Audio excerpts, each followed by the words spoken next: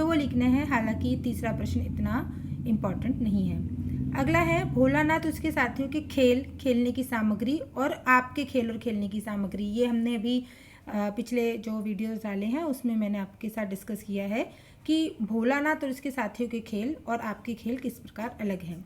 इस प्रश्न का उत्तर देते वक्त आप पाठ से उदाहरण जरूर लेंगे कि भोलानाथ पाठ के अंदर भोलानाथ कैसे खेल खेलता था, मिठाई की दुकान, खेती के खेल, बारह जुलूस का नाटक, और उसमें किस प्रकार के साधन इस्तेमाल करता था, और आप आज कैसे खेल खेलते हैं। ठीक है, तो वो आपको उसमें बताना है। अगला प्रश्न है पाठ में प्रसंगों का वर्णन कीजिए जो आपके दिल को छू गए हों, मतलब जो घटनाएं आपको अच्छी लगी हों। ठीक है, तो उसमें आप क्यों भी डाल सकते हैं कि क्यों अच्छी लगी। नेक्स्ट है कि इस पाठ में 30 के दशक की ग्रामीण संस्कृति का चित्रण है। ठीक है, और आज की ग्रामीण संस्कृति, तो अब आप समझिए कि इस पाठ में जो ग्रामीण संस्कृति दिखाई है और जो आज के गांव हैं वो कैसे अलग हैं। तो ये भी मैंने आपको बताया था कि अब आज के गाँव में भी कंप्यूटर पहुंच गया है, मोबाइल पहुंच गया है, शहरीकरण होने लग गया है गाँवों का। ठीक है, गाँवों का विकास होने लग गया है, तो अब वो वाले गांव और ये आज के जो गांव के चित्र हैं वह अलग हैं। आज गाँव में भी आजकल बच्चे मोबाइल का इस्तेमाल कर रहे हैं, विभिन्न प्रकार के खेलों में हाथ आजमा रहे हैं, जबकि उस समय गांव की सीमित दायरा होता था, सीमित संस्कृति होती थी, बच्चे अपने परिवेश को देख के ही खेलते थे, उठते थे, बैठते थे। अच्छा, धार्मिकता भी है, उस समय धार्मिक क्रियाकलापों का बड़ा जोर था। आज गांव में भी लोग विभिन्न व्यवसायों में इतने बिजी हो गए हैं, इतने व्यस्त हो गए हैं कि अब वो चीज़ें भी धीरे धीरे हमें दिखाई नहीं दे रही हैं। दूसरा, आप इसमें प्रदूषण वगैरह के बारे में भी बता सकते हैं। ठीक है ना, बच्चे बगीचों में आम तोड़ते हैं, अर्थात हरे भरे गांव हैं। आजकल गाँवों प्रदूषण की वजह से, शहरीकरण की वजह से, ठीक है, मशीनीकरण की वजह से अब उतने बाग बगीचे, खेत खलिहान अब नहीं होते। तो इसके आप सकारात्मक और नकारात्मक दोनों प्रकार की बातें इसमें दिखा सकते हैं। ऐसा नहीं कि अब सब कुछ बुरा हो गया है, विकास भी हुआ है, तो दोनों पहलू आप इसमें बताएंगे। अच्छा, नेक्स्ट क्वेश्चन है पाठ पढ़ते पढ़ते माता पिता का लाड़ प्यार याद आ रहा होगा, तो आपको अपनी भावनाओं को, अर्थात आपके माता पिता आपको कैसे दुलारते हैं वह आपको इस प्रश्न में बताना है।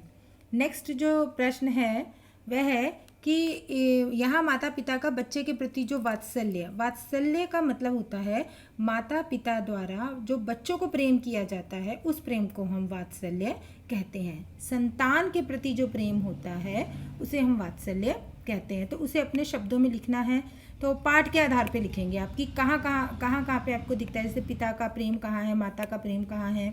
ठीक, जैसे खाना खिलाने में माता का प्रेम, हाँ, माता उसको तैयार करती है, और संकट के समय माता का जो प्रतिक्रिया है वो चीज़, और पिता का तो अपने पूरे पाठ में पढ़ा ही है। शीर्षक की उपयुक्तता बतानी है, तो आपको क्या लगता है कि ये जो शीर्षक है ये उपयुक्त है?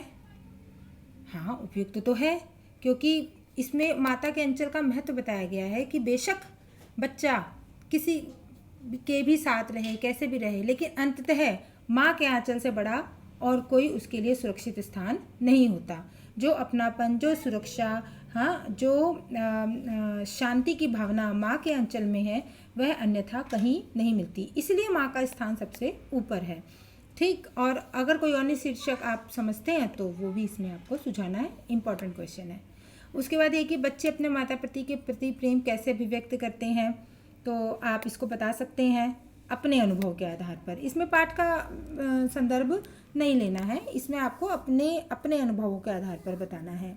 अगला प्रश्न है 11 कि इस पाठ में बच्चों की जो दुनिया रची गई है वह आपके बचपन की दुनिया से, मतलब इस पाठ में जो भोलानाथ का बचपन दिखाया गया है और आपका जो बचपन था वह किस तरीके से भिन्न है।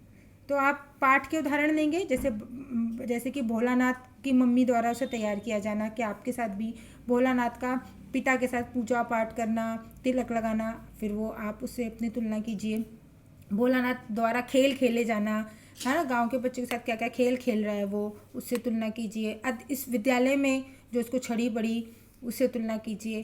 ठीक है, संकट के समय जो उसकी स्थिति हुई उससे तुलना कीजिए। तो वो बचपन की जो जितनी भी चीज़ें हैं वो यहाँ पर आ जाएंगी। ये जो अगला प्रश्न है इसे अभी रहने दीजिए। अच्छा, कुछ प्रश्न मैंने अलग से ढूंढे थे जो इम्पॉर्टेंट भी हैं और पिछले बोर्ड एग्जाम्स में आए हैं। जैसे ये है कि पाठ के किन उदाहरणों से पता चलता है कि भोलानाथ के पिता भक्ति भावना रखते थे। ये जो मैंने आपको नोट दिया है उसके अंदर पॉइंट्स डाले हैं, आप वहाँ से इस उत्तर को कर सकते हैं। शीर्षक की उपयुक्तता, ये तो रिपीटेड क्वेश्चन है, हमने कर लिया है, बुक में था। अगला है पाठ में बच्चा किसकी ओर ज़्यादा आकर्षित होता है। तो इसमें आप दोनों बातें लिखेंगे कि पूरे पाठ में तो पिता की ओर आकर्षित था, उदाहरण भी देंगे आप, ठीक है ना। जैसे कि माँ जब उसको तैयार करती है तो भागकर पिताजी के पास चला जाता है, पिताजी जहाँ जहाँ जाते हैं उनके कंधे पर बैठ कर जाता है। फिर आप ये भी लिखेंगे कि संकट के समय जब वो उसको लगता है कि वह खतरे में है तो वह माँ के पास जाता है, ठीक है, और उसको स्पष्ट भी कर देंगे। तो ये उत्तर आपका कंप्लीट हो जाएगा, ठीक।